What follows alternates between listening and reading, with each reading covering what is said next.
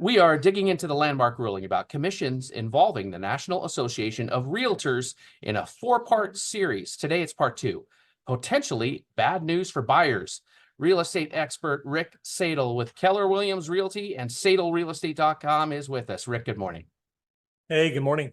So let's talk about right off the bat how this ruling could be bad news for buyers. Well, to talk about that, we need to chat a little bit about history. The concept of buyer agency has been an evolution, right? It used to be that only sellers had representation. Then the people who used to show the houses and write the offers for the buyers were actually sub-agents of the sellers. So they were compensated out of the listing agent's commission, and they only represented the sellers, which means buyers were at a disadvantage.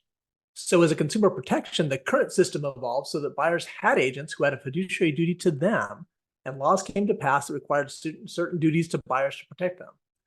Now, there could be some people who end up underrepresented again, right back to where they used to be in a very complicated transaction without professional help.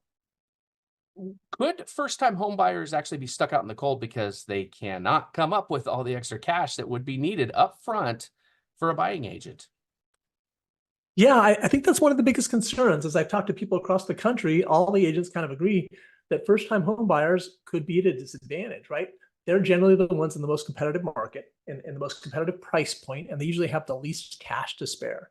Now, as of right now, loans don't allow for you to finance commissions. So the new rules could mean that these buyers have a choice: either go without representation, be at a disadvantage, or don't buy their house. In a way, it's kind of further separating the haves from the have-nots. Yeah, let's talk about that first scenario where you're going it alone. What might it look like for a buyer without experience trying to negotiate an offer on a home? Yeah, well, statistics show that unrepresented buyers pay more than represented ones, right? Writing and negotiating an offer in a very complex undertaking.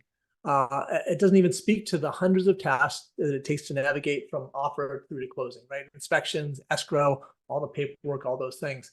So it could be, could be an issue. Yeah, we're talking about a lawsuit. So could a private buyer actually open themselves up to a lawsuit if they make some kind of fatal error?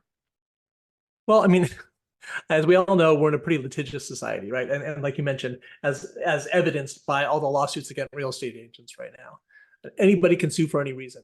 And obviously, when you're talking about contracts and contract law, there's a lot of possible missteps, right? So it could put buyers in a precarious position.